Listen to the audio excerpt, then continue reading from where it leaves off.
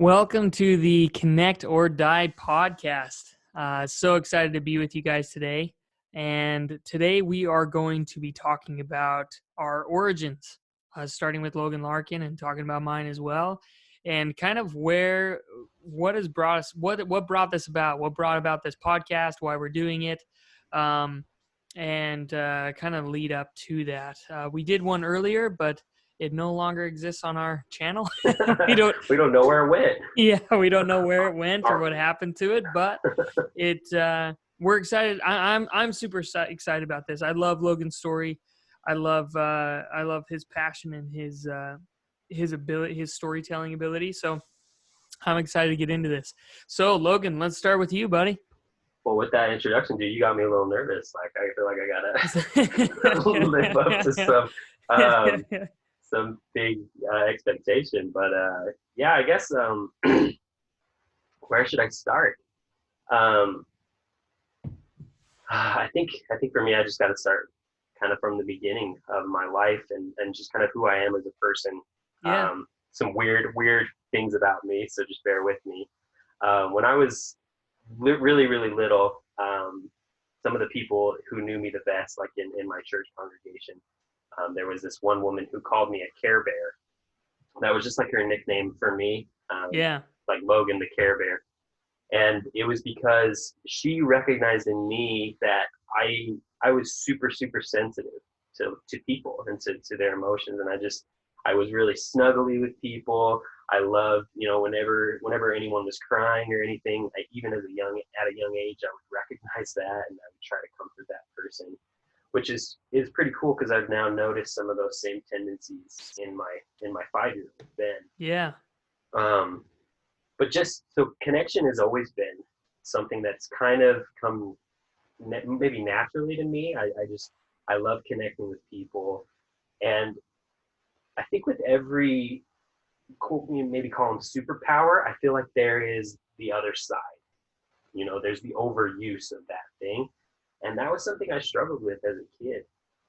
Because with connection, it's all about what is present, what is right in front of you. But if you connect to certain things too much, then you start to be pulled out of the present into the future, right? And I think that that's relevant actually for some of the things that are going on right now. But just one quick story from when I was 6 years old in first grade.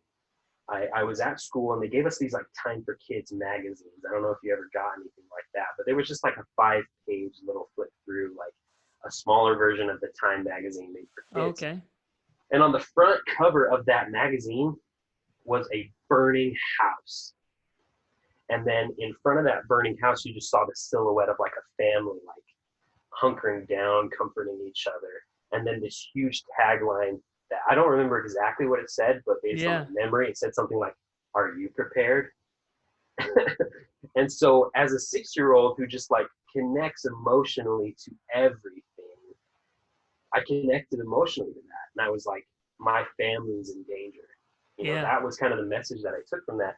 And it started to consume my every thought. My mom now tells me stories about how, for 2, 3, 4 months, I couldn't sleep at night because I was just so afraid that like there was going to be a fire and I was going to be the only one who was going to be awake and I was going to be the one who was going to have to save my family. Yeah. I was just kept awake by these thoughts of like, what if my dad died? How would I react to that? What if my dad and my brother died? What if just my brother died? What if like all these combinations of like me losing members of my family to something I couldn't control? And it just like I said, it kept me up. And I think that was when I first started to recognize that because of maybe this superpower of connecting, I'm prone to pretty high levels of anxiety. Yeah. So as I started kind of moving, along in life and maturing more and more, I think everyone goes through that developmental stage where they stop worrying so much about their physical needs and they kind of go up the hierarchy of needs into like higher things. Yeah. And so around the time I'm like 10, 11, 12, I think I started thinking more spiritually, like my spiritual well-being. Yeah. And being a member of the Church of Jesus Christ of Latter-day Saints, LDS, Mormon, whatever you want to call it, like that, I think those two things, all of those, that combination, that the high level of anxiety, connecting to things at a high level, the just very intense nature of the LDS church and the LDS culture started to play together to just heighten my anxiety about my spiritual well-being. And I think kind of the next crisis that I went through in my life centered around, and it might sound stupid to some people, but it's centered around pornography. Yeah. Um, Sorry, just one point I wanted to make with when you're talking about this, your ability to empathize. I really, I've noticed that with you. Like you have a deep, you really are feeling what the person is feeling. You've got a strong sense of empathy, and so I think one example of the other side of that, or a negative attribute that can come from that, is the allowance of other people to walk over you, or putting other people's needs before building yourself. Like rather than building yourself and then stepping into a place where you not disconnect, but you still connect with that person, but you don't take responsibility for it. That's the trouble that I found with a lot of empaths, especially with people with strong ability to empathize with people, is they begin to take responsibility for other people's lives. And then that anxiety, I think that's a perfect example about when you were a 6-year-old and you're taking responsibility for your family, and if there's a fire, you're gonna have to be the one that so. And not just that, but like thinking through how I would emotionally react to like really, really terrible things that haven't happened yet. Yeah. So that's kind of like, even though I was able to connect so presently to that picture, how connecting to it too much began to draw me into a future that didn't even exist. Yeah. Right. And I started worrying about these things that didn't even exist, that I didn't even have to necessarily worry about. Hey, will you check the connection on your microphone?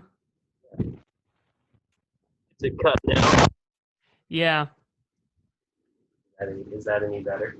Yeah, that's a little bit better. Just make sure, try not to bump it. Sorry, I don't mean to cut you off. I like what we're talking about. I just want to make sure to keep the sound.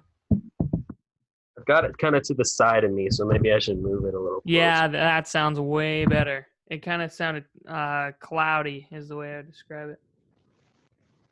Maybe. That's much clearer. Yep, that's much, much clearer. Clearer now? Way better. Way better. Okay.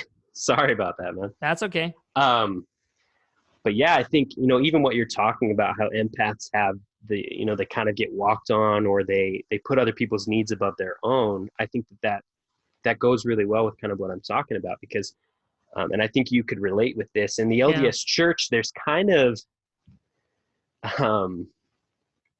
or at least for me, I'll say the way that I connected to some of the messages that I was taught in the LDS church is I developed a savior complex, where it was like, you're trying to become like Jesus, who essentially sacrificed himself for the entire human family. Yeah. And so to try to emulate that, I tended to take it to extremes. I wanted to help people through their difficult things. And I think I took it to levels that were too much, because I'd find myself lying awake at night, not only thinking about my own spirituality, but other people's, and feeling responsibility for that.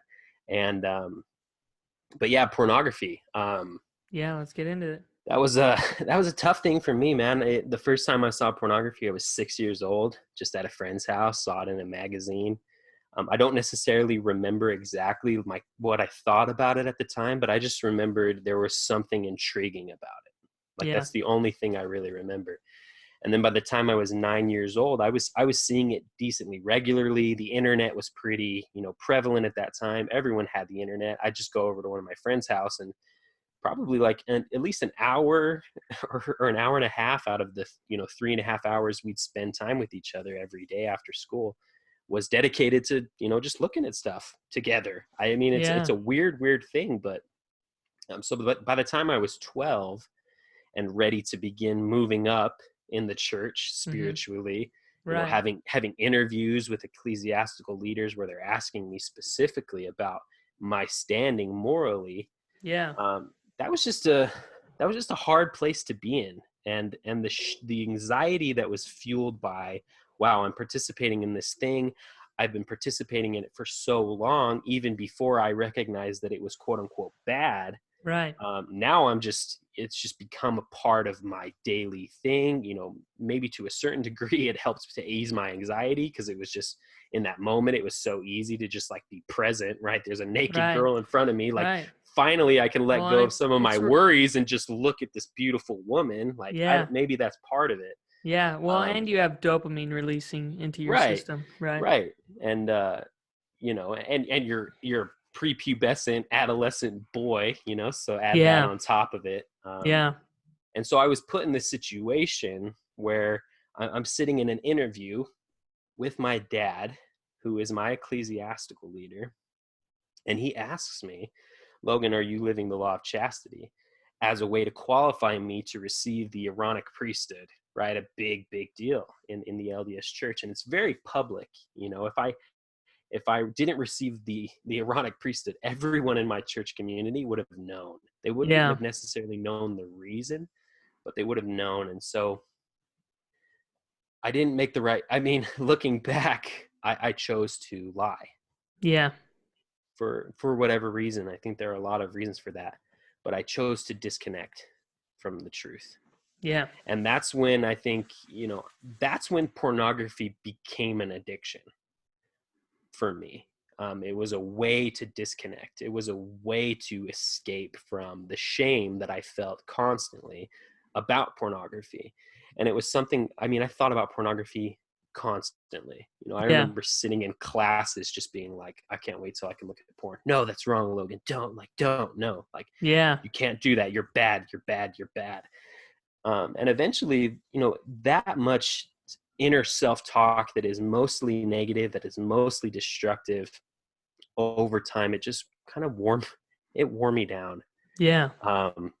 And then I, fast forward to, 19 years old, I'm still kind of struggling with pornography, but I'm just in my mind, I'm thinking, if I can just get on my mission, that'll solve it. Right. That was always my mentality. It was like, if I can get on my mission, it'll solve it. If I can get married in the temple, it'll solve it. If I can have a kid, it'll solve it. Right. These things will kind of kick me in the pants and get me out of it.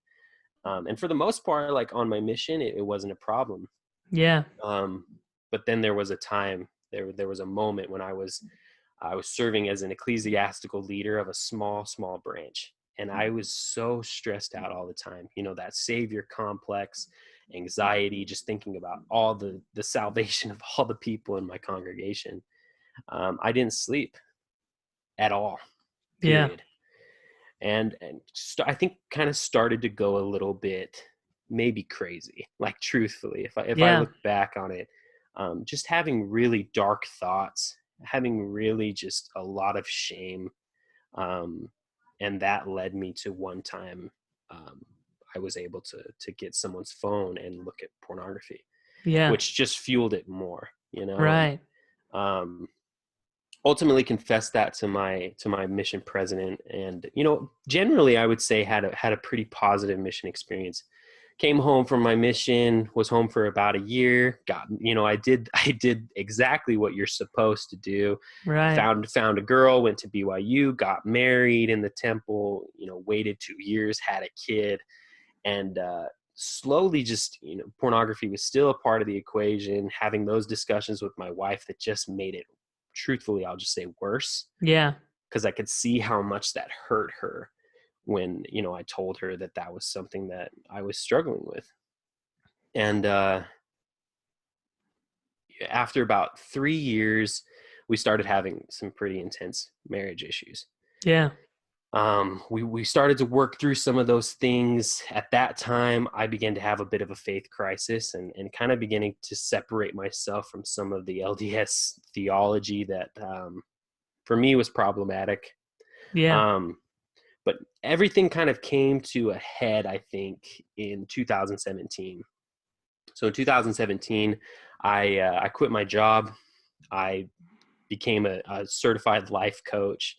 I started working with clients using a technique called belief breakthrough, which was something that began to help me to kind of reclaim the identity that I had broken down of myself all throughout these experiences. Yeah. And then about 6 months after I had quit my job, the day after Christmas, 2017, my wife came to me and said that she was done, that we were going to get a divorce. And that was when I think everything kind of came crashing down, and my identity, my feelings about my standing in the church, because it was like, wow, I'm a sinner, I'm terrible, I'm divorced, like I am fucked, essentially. Like I am spiritually just in a very terrible place. But slowly I began to work myself out of those things, and the tendencies that I had to run away from my pain because of, my training with regards to life coaching, just, it wasn't my default anymore. My default was no longer to run away or disconnect from pain. It was like, I'm feeling pain, connect to it. And for about a month, 2 months after my divorce, I connected to it hard. I had some really hard days, but like there was positive that began to come out of that. I connected to the pain, and I began to understand the type of person that I want to be, the type of person that I want to find and attach my life to. And then everything kind of began to shift, and it's not like my life is perfect now. There's still ups and downs, and but my story has really just taught me about connecting to the present. I think if there was one thing that I have learned in my 29, almost 30 now years of life, is just connect to the present, no matter what you have to do. And if connecting to the present begins to take you into the future or into the past, maybe do that a little bit. I think there's utility in some of that. But if it begins to take you away from what is right in front of you, you got to stop and just breathe. Yeah. Take a moment and just connect to the truth that, like, you exist right now. There's a moment that is right in front of you, and there's beauty that is happening right there. There's love that is happening right there. There are people that you have the ability to connect with right in front of you. And I think I found that as I live that way, life flows so much more easily than it has at other points in my life. And so I'm just passionate. I'm passionate about connection. I'm passionate about being present. I'm passionate about techniques that help to do that, topics that help to do that, my own stories where I've learned some of the powerful truths that connect to that. And I just love you, Dave. I love talking to you. Like, you've been a huge part of my journey. Like you came into my life in 2018 when I was going through a divorce, and to say that you were a huge part of me being able to connect to the present, me being able to work through the pain. Like, I leaned on you as a brother, and you and I, we grew together because you were going through pain at that point. And I think that's a perfect segue kind of into your story. Yeah. So I think, I love your story, man. I love your Hopefully I didn't honesty. get too I thought it was in-depth, good. man. No, I thought that was great. I thought that was great. So, I think, so basically I'm not going to go from like the very beginning. I'll just start it. So at the beginning, I was there was God, and God I remember was the my word. first thought. I remember my first time, and my first memory was the Emerging. bubbles. Yeah, the bubbles. The bubbles. Actually, my first memory, though, the farthest back I can go, is sitting in a sink, getting a bath.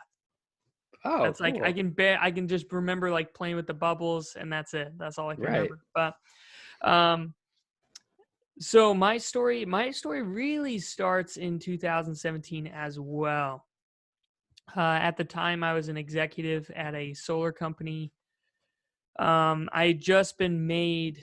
Up to that point, I had been doing sales training because I had quite a bit of sales experience, and specifically in training and helping sales reps and training them and teaching them how to build sales funnels and how to talk to people and how to present opportunities in a way that isn't pushy, but is also very informative and challenging and all of those things. So I had been a sales trainer, and then I was made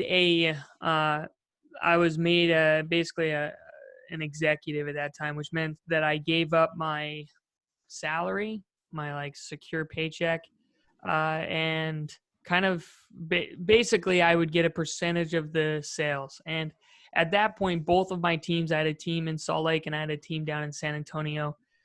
Both of them were crushing it. And so it really made sense. And my wife and I, we've always been prone to like, hey, let's just take the risk. Like, let's just give it a shot. Let's try. And frankly, this was one that when we took the risk, we failed horribly. And I'll kind of get into that in a minute. But that happens. And so basically I had, my life was on a very specific path. Up to that point, I was extremely active LDS member, and I was an executive. Like at that point, I was like, oh wow, like I've kind of made it. I'm doing really good in my life, and I felt very confident that I could predict the next 10 years. I was like, okay, here's what we're gonna do. Here's how much we're gonna make. This is what we're gonna do with it. I had a pretty structured setup. And 4 days after I gave up my secure paycheck and gave up all of those things to take a risk, my brother went missing. So my brother, just older than me, my brother Paul, he went missing, which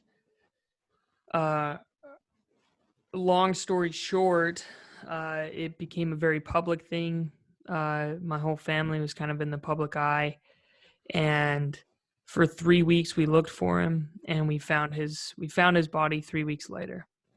We still don't know what happened. We still don't have very many answers on how he ended up where he was, what happened between how he got separated from his car. Like, we just don't have any answers to any of that. But during that 3 weeks, I went through, I faced what Carl Jung would call your shadow. I faced the darkest side of myself. I realized that even though up to this point I thought of myself as a very nice and kind person, I realized that I had a tyrannical side to myself. And that might sound a little bit extreme, but I just realized that like if someone was trying to hurt my family, like I would do anything to protect them. That all of a sudden, all of these lines that I had cut out for myself, lines that I was unwilling to cross, all went away. Because I mean, there were points when I was looking for my brother, I would have done anything, I mean, we put ourselves in some pretty sketchy situations, during that search. And, it was, I remember, I'll just never forget this. I had been awake for 3 days. So I hadn't slept in 72 hours. And I came home and Natalie was asleep. It was late at night, and I went to go take a shower because I hadn't showered in 3 days. So I walk into the bathroom, and I kind of like glanced at myself in the mirror, and then I stopped and looked at myself. And I saw someone in me that I had never seen before. That was really me facing my shadow. Which created a lot of problems for me, created a lot of like, hold on a second, who the heck am I? What's going on here? And then finding out that my brother passed away was difficult in and of itself. And my wife, Natalie, was 9 months or 8.5 months pregnant at the time. And so we're getting ready to have a baby, like financially paying for that. And then I just gave up my paycheck. So I hadn't gotten a paycheck in a month. And then I have to go to my brother's funeral. And so we go to my brother's funeral, which was a beautiful day. It was sunny and it was beautiful. And all of these amazing people showed up. And it was a really, really wonderful experience. It was a good way for us to celebrate my brother's life. And then that night we went to sleep. This was Friday. And the sun set on my brother's life. I mean, I was still kind of processing this. I mean, my brother was this strong, I mean, extremely strong, extremely charismatic, loving person. And basically, in a moment, after a lot of trauma, he was gone. And that was a strange experience. I'd never had someone pass away that I was really, really close to like that. And then that night we went to bed. My wife and I went to bed, and I was exhausted. I hadn't slept really in about 3 weeks. Hadn't slept more than a few hours, and so I crash. And at 3:30 in the morning, my wife wakes me up, and I can tell she's in pain. My wife I mean, she's just so strong. And so when she woke me up because she was in pain, I knew that we were going to have our baby any minute. And so before the sun rose on Saturday, after a very, very intense 17 minutes of trying to find someone to stay at my house and to get Natalie to the hospital, and we basically, she woke me up at actually it was 3:20. She woke me up at 3:20, and by 3:37 we were holding my daughter Olivia in our arms. And no doctor. There was one nurse and me at the hospital. There wasn't time for a doctor. There wasn't a time for any sort of pain meds, nothing. It was and it was very, very intense, but it was also very powerful and spiritual experience for me. So basically we had faced death on Friday, and on Saturday we had new life. Wow. Yeah. And I felt my brother very close to me at that time. It was just a really, really wonderful experience. Traumatic in a lot of ways, but very, very wonderful. And then I basically, that was Saturday, and on Monday I was back to work because I hadn't been to work now for almost a month, and my teams were suffering horribly. We were starting to go into the red, and I was starting to lose a lot of money. And so basically over the next 4 months, I tried to save my business, but it tanked. Natalie and I went into the hole pretty significantly, like tens of thousands of dollars.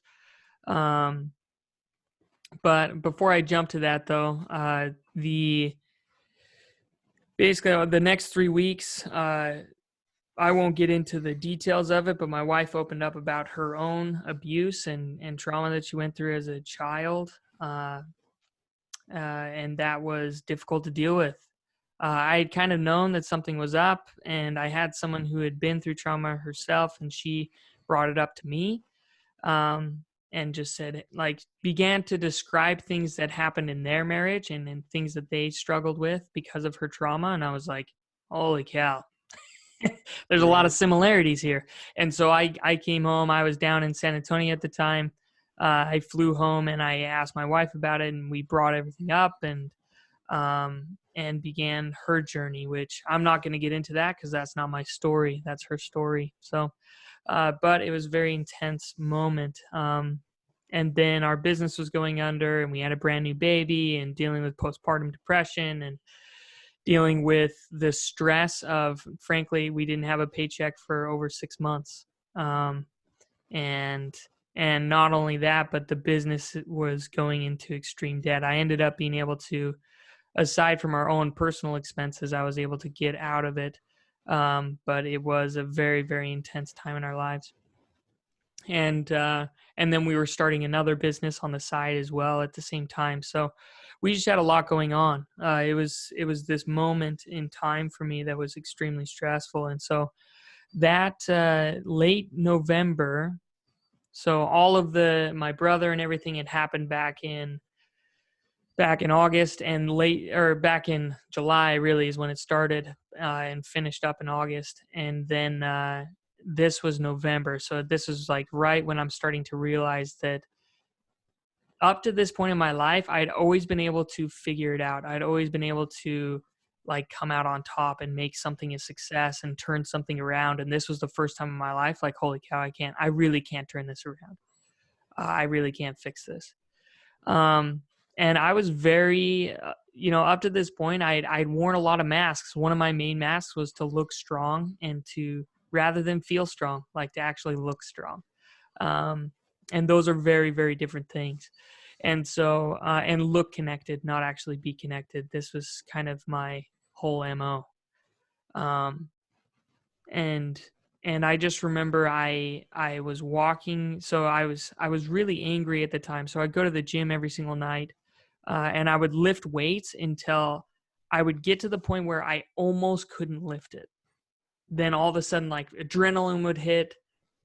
I would get all of these chemicals released and I would feel a lot better. And then I would go home, and that's what would allow me to sleep. And so I had gone to the gym. I got home from San Antonio. I had gone to the gym. I was and I did about an hour and a half workout. And then I got home about a little after midnight and went to sleep. And at 3 a.m. again, both our daughters woke up and they were screaming. And they were inconsolable. Like, when your kid's just in that state and you can't get them out of it. And I started to feel an extreme amount of anger. And it scared me.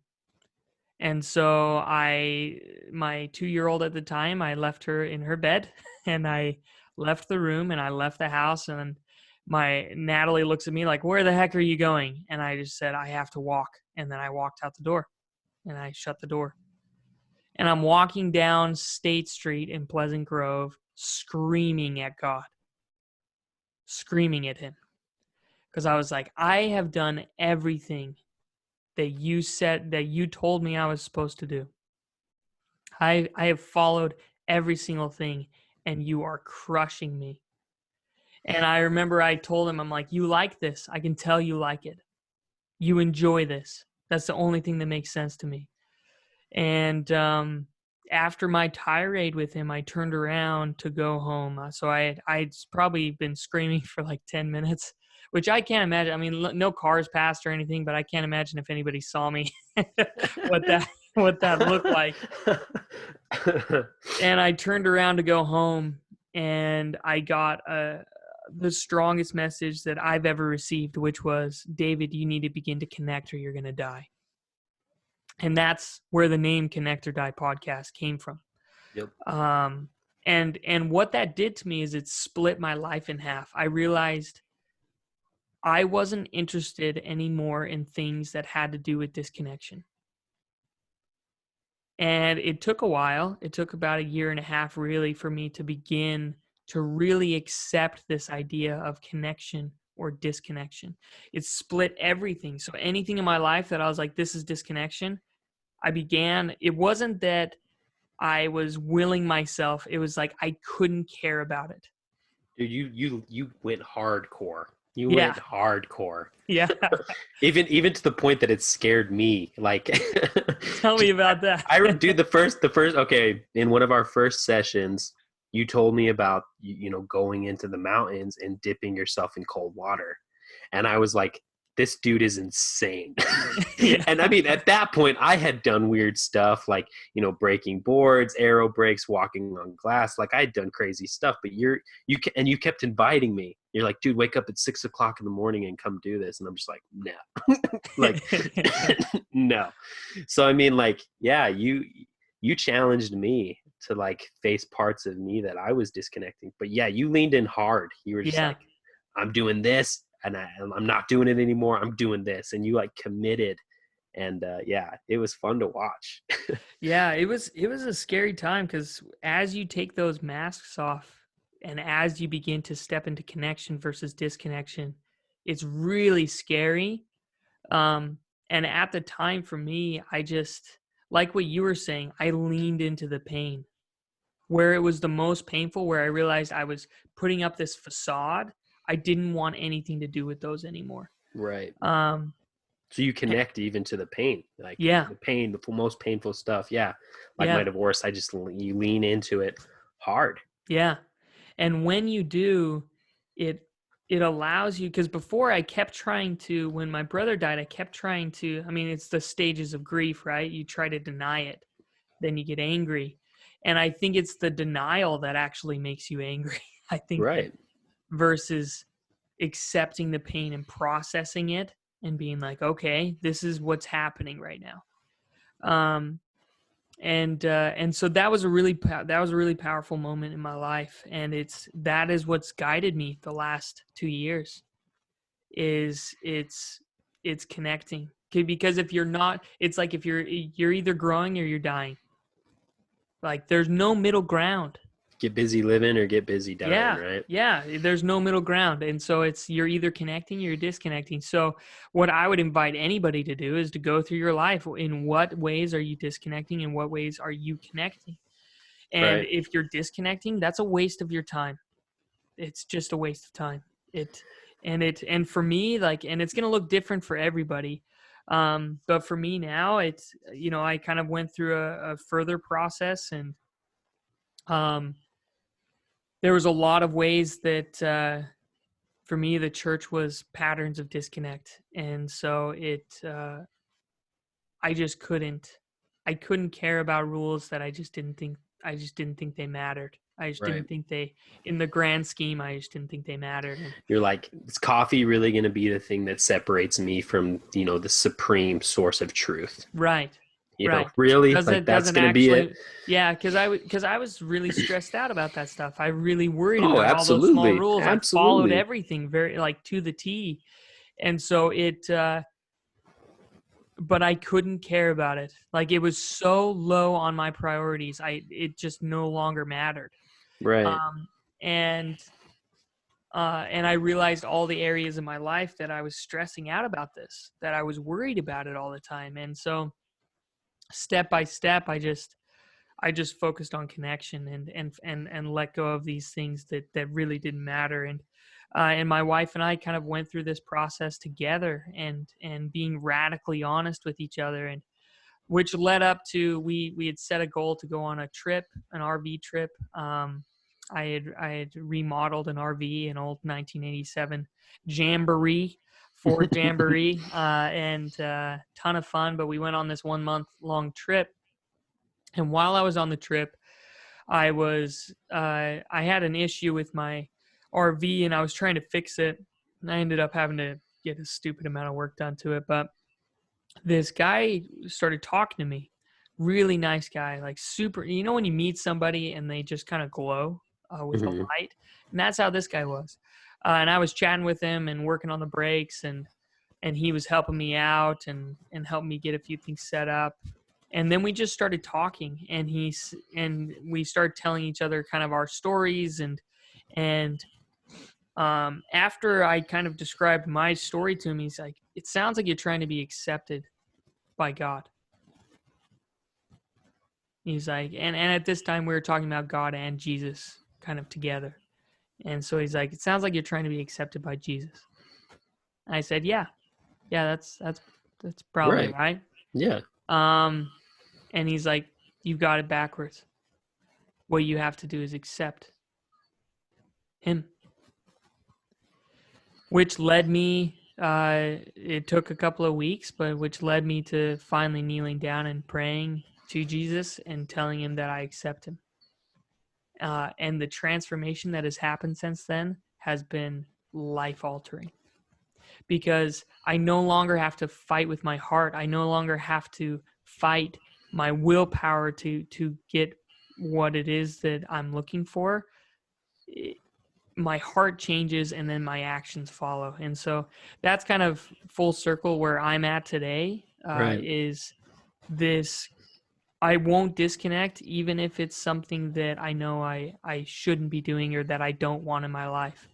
I won't disconnect with this relationship that I have with Jesus. I'm like, hey man, I don't really want this in my life, but I know I'm going to do it. So if you're going to, like, I need you to help me. Like, I'm not strong enough to do this. So I would love for your help.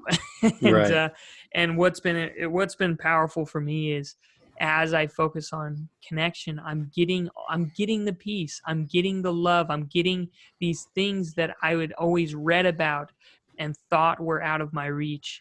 They are within reach, to the degree that you're willing to surrender and to open yourself up is to the degree that connection will enter your life. And Right. however that looks for everyone else, I don't know. I can only describe my own experience. I can't describe it or prescribe anything to anybody else. All I can do is focus on this connection, and it's been a wild ride, man. If you told me 2.5 years ago that I would be living in Corvallis, Oregon, and that I would be that I would be running a business with my wife, and that I would just be in the situation that I am today, there's no way I could have guessed this. I just think it's so funny because I was so sure of where I was going and who I was and everything in 2017, and I was like a ball coming out of a pitcher's hand. Like, here's my life for the first 27 years, 28 years, and then God just bat me into bat me out of the stadium. Right. Just knocked me out of there like Babe Ruth. I mean, it was Well, and the timing, dude. I just I don't know. And you know me, man. I maybe I'm a little more skeptical, and maybe it's because I feel like there's been a lot of pain in my past with connecting with Jesus and with God, and it's self-inflicted, absolutely self-inflicted pain. I recognize that now, but it's hard. But what I love and I appreciate about you, and where this whole project for us kind of got started, is I remember there was a difficult time in my life, and I can't remember exactly what was going on, but I just remember calling you up on the phone being like, dude, I'm slacking off in my life. I need to start working out, and I need your help. And you were like, all right, come to my house at 7:00 every morning. We're going to work out outside in the cold with our shirts off, and then we're going to dunk in the cold water. And I was like, dude, you've been giving me this invitation for like a year now. I think and in that moment I was just, all right. And so you and I started doing that together, and the conversations that we had in the beginning of the morning, that was what, I mean, obviously the workout, the dunking in cold water, it was fantastic, transformative, high levels of meditation. But it was the connection, that I felt with you as a man, as a brother who cared about me, was invested in my success, and vice versa. Yeah. I started to really realize that when you and I conversed together, we had no masks. Yeah. Because we didn't care to, right? Exactly like you were saying, we refused to disconnect. And I remember one day you posed a question to me that I still think about to this day. You were like, Logan, if I came and I spit in your face and then didn't say anything, like didn't even explain why, would you forgive me? And I was like, yeah, like I would. Yeah. Which is a weird question, but like it has its parallels obviously to like Jesus Christ, and like the fact that I could be that way with you, to me, is significant. The fact that I wouldn't have to wear any masks in terms of like my pride or whatever would cause me to be like, dude, this guy that I love and care about just spat in my face. But my first natural instinct would just have to be, he must have done it for a reason. Like somebody must be like threatening his family or my family and said, hey, you go spit in Logan's face right now and don't explain why. Like it's just those types of connections that hasn't been the norm for me. Yeah. Yeah, me neither. Anyone else in my life, I would jump to the worst conclusion. But for whatever reason with you, it was like, no, I'd still connect to you. And that was when I started to realize like, wow, this is a connection that I want to continue to foster. And especially now with you being in Oregon, this podcast is like my opportunity to continue to do that, to continue to connect with my brother. And even though sometimes, dude, like you might say shit that I'm like, I don't know about that. Like, I'm still going to listen to you. I'm going to hear you out. Like we're going to connect, you and I, we have different opinions probably. Totally. About gun laws, abortion, lots of different things, Jesus, but I recognize and I see you as a person that I admire, as a person that in many ways I want to emulate pieces and parts of you. because you're one of the strongest people I know. And so, yeah, that's honestly like my intention with this podcast. We could do it for 3 years and no other person would ever listen to it. But the fact that I get to connect with you for an hour every week, on the dot, we're going to do it.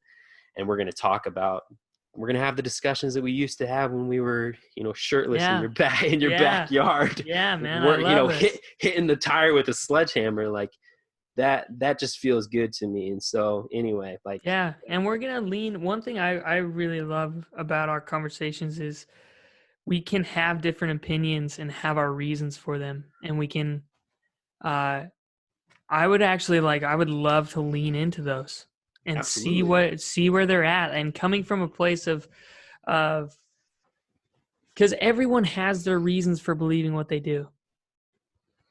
And typically they're reasons that make sense. Sometimes they're not. Sometimes it's like, I don't know why I believe this. It's because of what you and I, kind of what this episode has been about. Every single one of us has an origin. Yeah. Has these specific, and dude, when you were telling your story, like I felt the pain of it again. Yeah. I even as I was telling my own story, I feel like I was somewhat disconnected from like the pain of the things that I went through. But when you were telling your story, dude, I was just like, the pain of these stories, and we all have them, are so real. They're so real, and we connect to them, and we make conclusions based off of those experiences.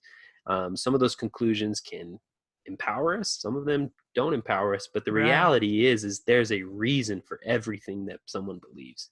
Totally. And it probably has to do with some real experience that they've had in this life. And I think everyone's experience, regardless of where they come from, the color of their skin, their gender, their religion, it's relevant. Totally. Because to me, every experience gives me a glimpse of what we call God. Yeah. Like that's the one thing that I feel like I'm sure of today. Yeah. I don't know what God is exactly, but everything I read about God tells me that God is a reflection of us.